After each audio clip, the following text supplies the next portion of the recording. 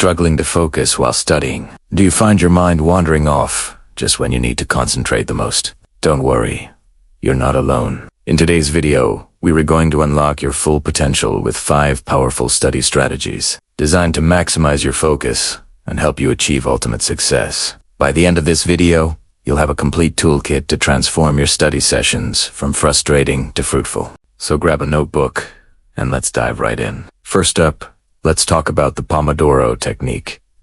This isn't just a fancy name. It's a game changer for time management and focus. The idea is simple. You break down your study time into focused 25-minute intervals, separated by short breaks. Here's how you do it. First, pick a task you need to work on. Set a timer for 25 minutes and work on that single task with laser focus. No checking your phone, no new tabs on your browser, just you and your work. When the timer goes off, you've completed 1 Pomodoro.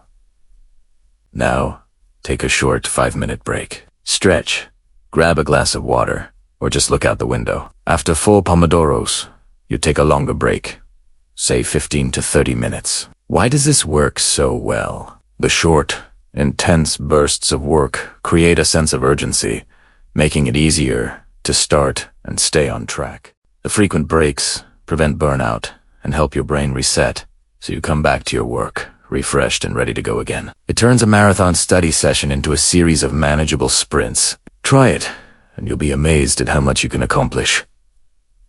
Our second strategy is all about your environment. It's called creating a distraction-free zone. Your study space has a huge impact on your ability to concentrate. If your desk is cluttered and your phone is buzzing every 2 minutes, you're setting yourself up for failure. To create your perfect focus zone, start by decluttering your desk. A clean space equals a clear mind. Keep only the essentials: your textbook, notebook, and pens. Next, tackle digital distractions. Use apps or browser extensions that block distracting websites like social media or video streaming platforms during your study time. Put your phone on silent and place it in another room. Out of sight, out of mind, right? Finally, consider the noise level. Some people need complete silence, while others focus better with ambient sounds or classical music. Experiment to find what works for you. Maybe it's a quiet library, a coffee shop with background chatter, or your room with noise-canceling headphones. The goal is to consciously design a space where focus is the default, not a constant battle. Moving on to strategy number 3, active recall. This is where you move from being a passive learner to an active one. Passive learning, like rereading your notes or highlighting text, can give you a false sense of security. You recognize the information, so you think you know it. But can you recall it from scratch? That's the real test. Active recall forces your brain to retrieve information, which strengthens the neural pathways and cements the knowledge in your long-term memory. So, how do you practice it? Instead of just rereading a chapter, close the book and try to summarize the key points out loud or write them down. Create flashcards, but instead of just flipping them over, try to answer the question before you look. Teach the concept to someone else, even if it's just your pet or a rubber duck. The act of explaining forces you to organize your thoughts and identify gaps in your understanding. Quizzing yourself regularly is another fantastic way to use active recall. It's more effort, but the payoff in terms of retention and true understanding is massive. Strategy number 4 is a powerful concept called Our brains can only hold a limited amount of information in working memory at one time, usually about 4 to 7. When you're faced with a massive amount of new material, it can feel overwhelming. Chunking is the process of breaking down large pieces of information into smaller, more manageable units, or chunks.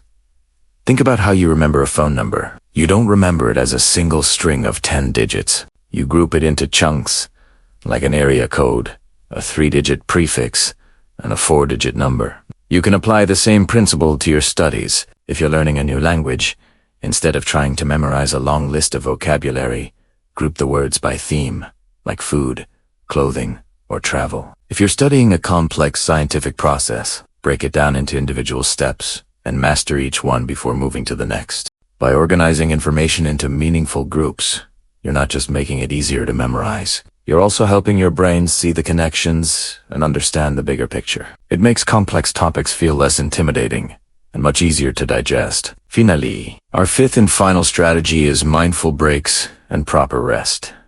We often think that studying longer means studying better, but that's a myth. Your brain is like a muscle. It needs rest to recover and perform at its best. Pushing yourself to the point of exhaustion is counterproductive. This is where mindful breaks come in. Instead of scrolling through social media during your 5-minute break, which can actually drain your mental energy more, try something truly restorative. Do some simple stretches. Practice a few minutes of deep breathing, or just close your eyes and listen to the sounds around you. This helps calm your nervous system and clear your mind.